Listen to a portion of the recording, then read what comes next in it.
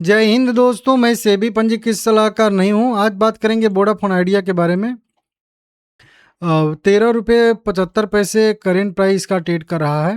अब ये शेयर इंतजार कर रहा है किसी न्यूज़ का। ऐसा मैं क्यों बोल रहा हूँ, क्योंकि कई सारी वैसे छोटी मोटी तो खबरें आ रही हैं।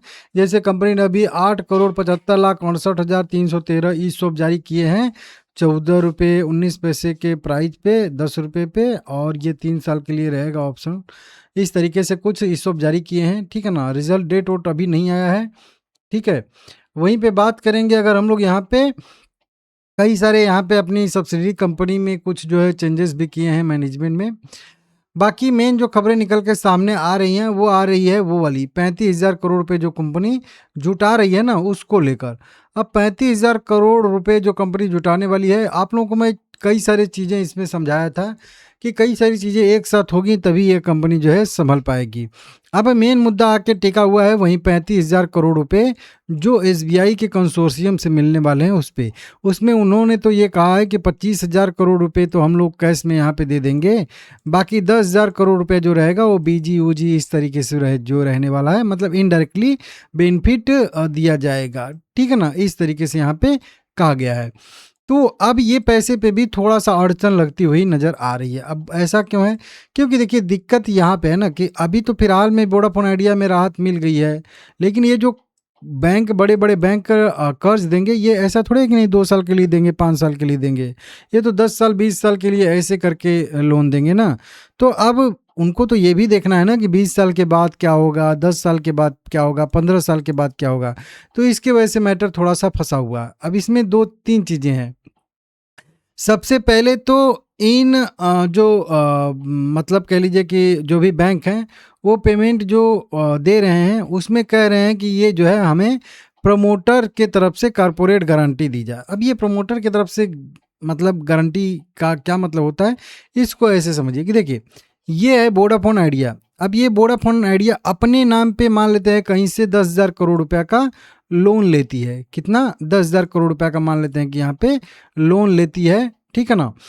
अब 10,000 करोड़ रुपया का ये कंपनी लोन नहीं चुका पाती है तो ये दिवालिया हो जाएगी, ठीक है ना। या फिर जो भी मान लेते हैं 1 लाख करोड़ रुपया का लोन है तो ये नहीं चुका पाएगी तो ये दिवालिया हो जाएगी। लेकिन इनके जो प्रमोटर हैं उनके पास मान के चलते हैं कि 50,000 करोड़ रुपए की संपत्ति है, लेकिन उस संपत्ति से पैसा एक भी जो है, मतलब जो भी कर्ज देने वाले हैं उनको नहीं पेमेंट किया गया, क्योंकि ये संपत्ति उनके प्रमोटर की इंडिविजुअल प्रॉपर्टी है। इससे नहीं पे किया जाएगा उस पैसे को जो भी कंपनी मतलब चूकी है कर्ज देने में।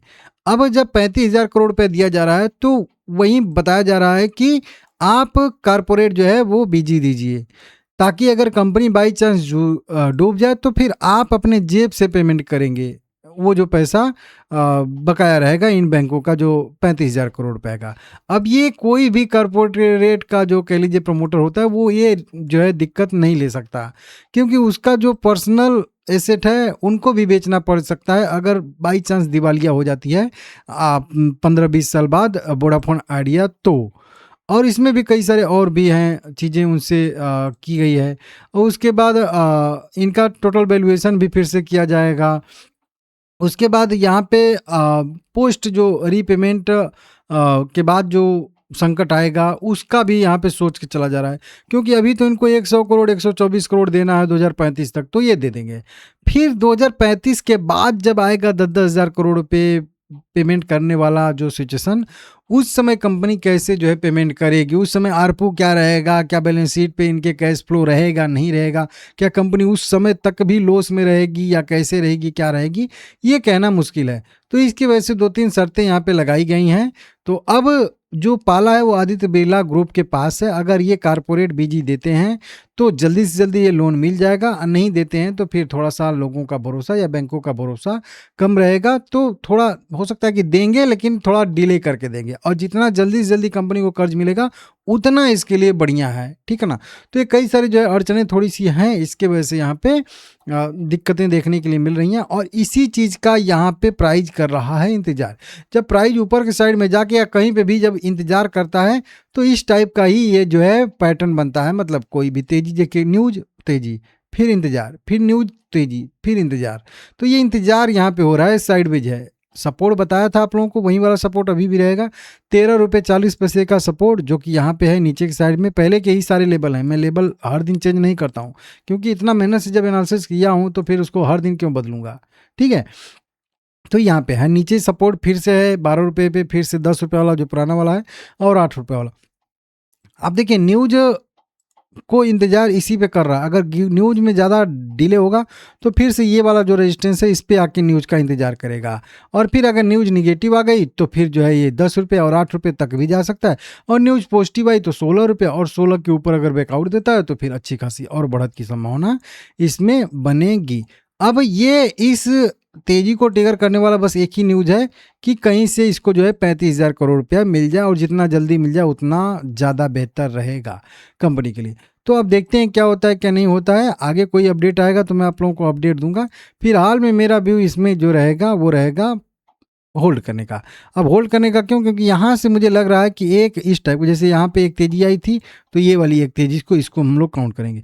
फिर यहाँ से साइडवेज हुआ था तो यहाँ पे भी देखिए सेम टू सेम साइडवेज हुआ था। यहाँ पे फिर से उसी को जो है एम पैटर्न बनाने के लिए ऊपर गया था, तो यहाँ पे भी एक एम पैटर्न बनाने के लिए ऊपर जा सकता है, और फिर वहाँ से अगर पॉजिटिव न्यूज आएगी तो ये सीधा कंटिन्यू कर जाएगा, नहीं तो फिर वहाँ से एक जो है बड़ी सी गिरावट फिर से इसी लेवल तक देखने के लिए मिल सकती है। तो ये इस तरीके का स्ट्रक्चर बन सकता है। आप वीडियो लाइक करके चैनल सब्सक्राइब कर लीजिए, और आप क्या सोच रहे हैं कमेंट करके बताइए।